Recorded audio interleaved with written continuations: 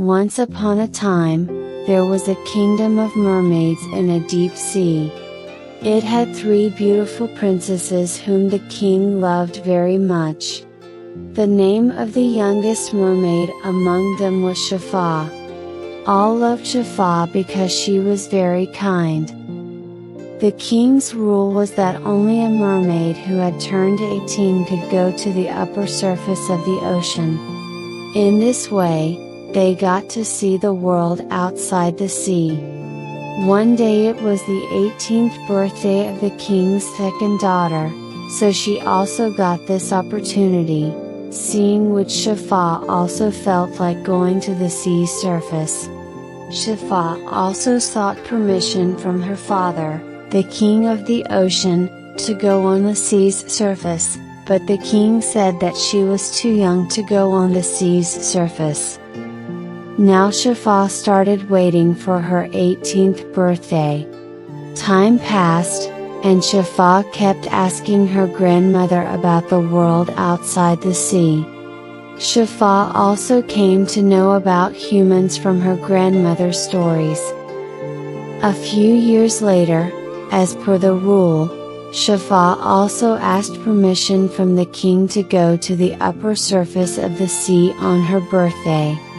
The king needed more time to give orders on this. He was afraid that someone might do something terrible to his innocent daughter. Just then, a serpent lady Nagan comes there. She was a very old friend of the king. The serpent lady Nagan requested the king that she would take care of Shafa and bring her back safely with her. Then the king ordered them to go to the sea's surface. After getting permission from the king, both happily swam towards the upper surface of the sea. As Shafa looked at the world above the sea, she kept looking with wonder, felt the wind there, saw the birds flying in the air, and saw the sun.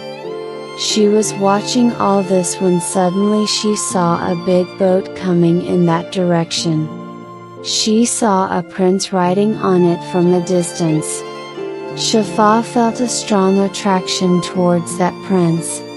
Then suddenly, there was a storm in the sea, and the prince's boat got caught in the waves and broke. Seeing all this, Shafa became emotional and immediately saved the prince. The prince had fainted. Shafa brought him to the seashore in an unconscious state.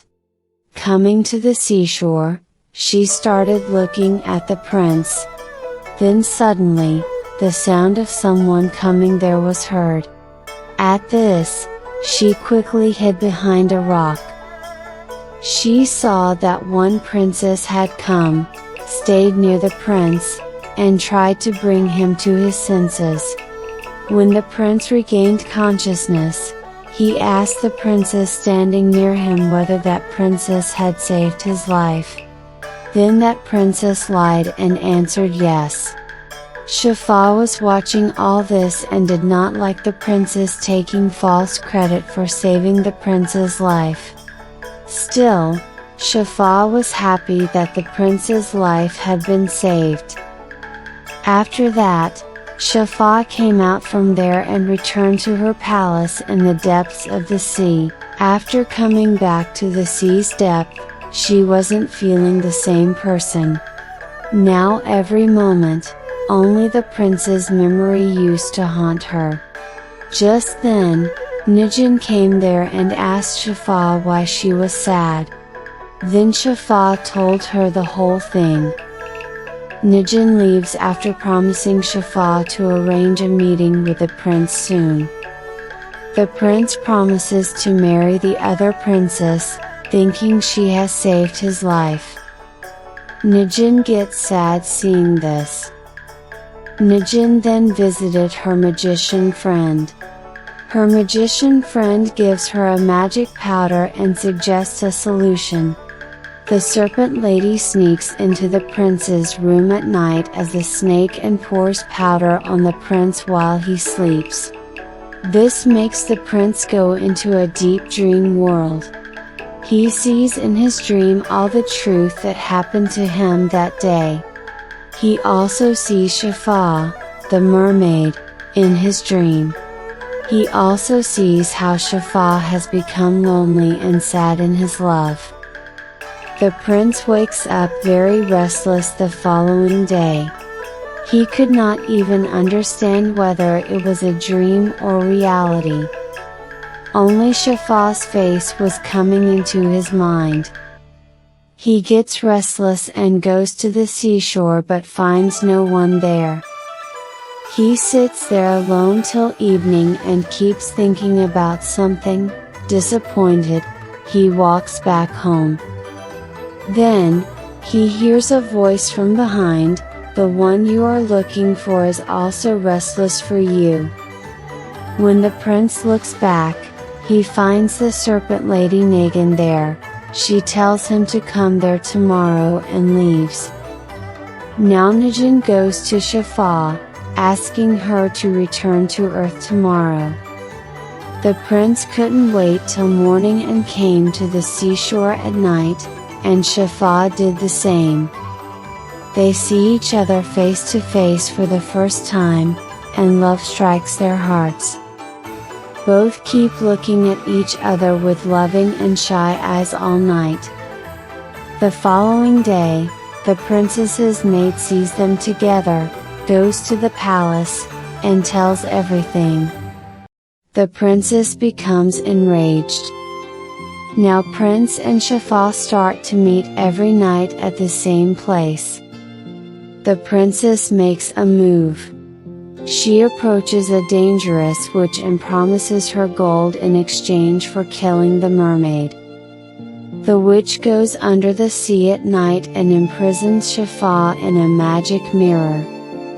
The poor prince waits there all night, but Shafa doesn't turn up that night. The prince gets very upset.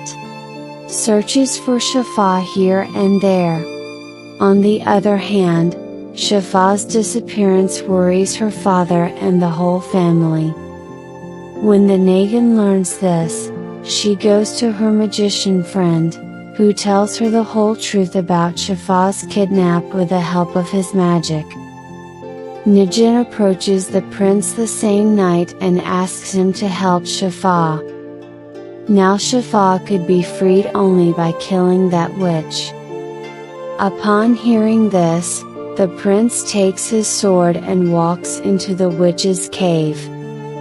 After going there, a fierce battle takes place between the two. The prince is injured, but he kills the witch and frees Shafa. Then everyone comes there. Shafa's father thanks the prince very much. The prince says he wants to marry Shafa, but everyone wonders how a human and a mermaid can marry. The magician suggests a magical solution, but it is a big decision for Shafa. The magician could turn her into a human girl, but she would never become a mermaid again. Shafa accepts this, and she is thus married to the prince. The two live happily ever after.